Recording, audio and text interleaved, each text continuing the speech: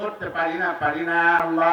প্রত্যেকটা বেতের বিনিময়ে আমি আমার সম্পদ থেকে একটা করে বেতের কারণে আমি একটা করে সাদাকা করে দিয়ে দেব, আমার সন্তানকে মাফ করে দিয়ে দেন। হযরত ওমর রাদিয়াল্লাহু তাআলা বলে, না না, আমি যদি সঠিক বিচারটা না করি, কাল কিয়ামতের ময়দানে কঠিন হাসরের দিন আল্লাহ রাব্বুল আলামিন আমাকে নিশাকারের কাতারের মধ্যে দাঁড় করায়, আমি ওমর খলিফাতুল মুসলিমিন আমিরুল মুমিনিন, আমার বিচার করবে, আমি তো এইটা হতে দিতে পারি না।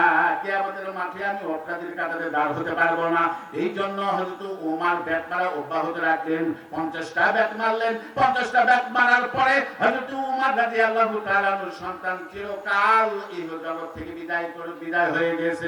সুবহানাল্লাহ। জানাজা হলো, জানাজার পর কাফন দাফন হলো।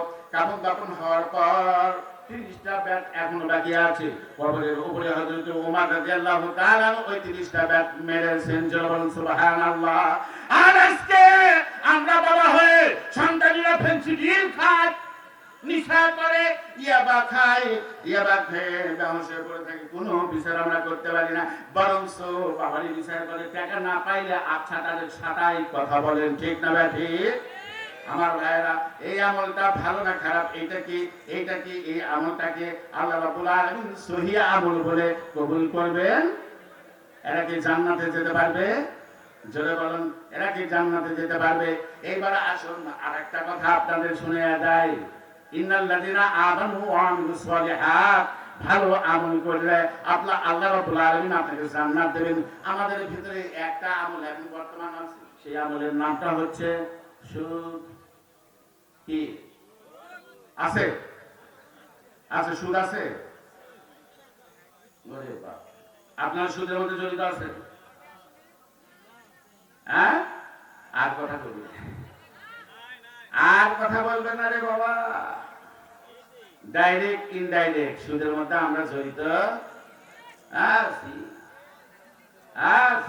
ভালো করেই জানি আমরা।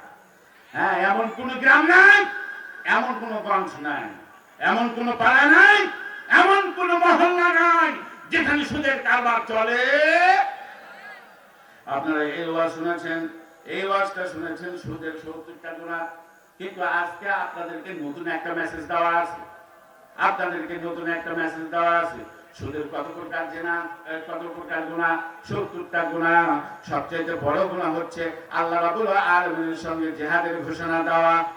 আর ছোট্ট গুনাহ, 70টার ছোট্ট গুনাহ হচ্ছে আপন মায়ের সঙ্গে ব্যভিচারে লিপ্ত হওয়া। এই ওয়াজ আপনারা কে কে শোনেন নাই দেখে একটু হাতটা উত্তোলন করে দেখাইবেন। লিল্লাহে তাকবীর। একটু হাতটা উত্তোলন করেন, যা আমরা সবাই শুনেছি।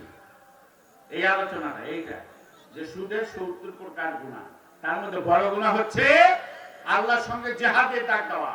আর ছোট্ট গুনাহ কি? ছোট্ট গুনাহ আপন মায়ের সঙ্গে ব্যভিচারে লিপ্ত হওয়া। আজান হচ্ছে,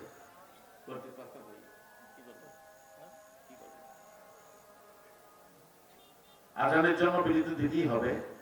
তার মানে এইটা একটা ইসলামী জালসা, আপনাদেরকে নিয়েই আসলে এই জালসা। আমি